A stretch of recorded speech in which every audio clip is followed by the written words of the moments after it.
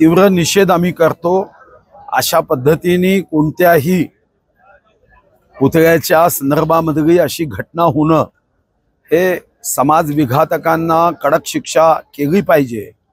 या संदर्भातले जे समाजकंटक आहे याचा शोध घेऊन पुन्हा अशा महाराष्ट्रात घटना होऊ नये याची काळजी घेतली पाहिजे। स्वर्गीय मनोहर जोशीजी मुख्यमंत्री असताना या संदर्भात एक सुस्पष्ट GR काढण्यात आला।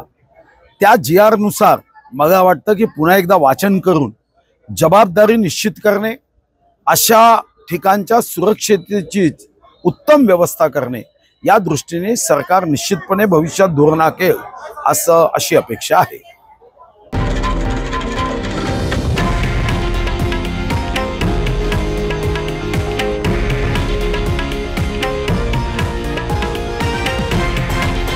हे आहे देशातील नंबर 1 न्यूज नेटवर्क आणि आपण पाहत आहात TV9 मराठी, एकमेव।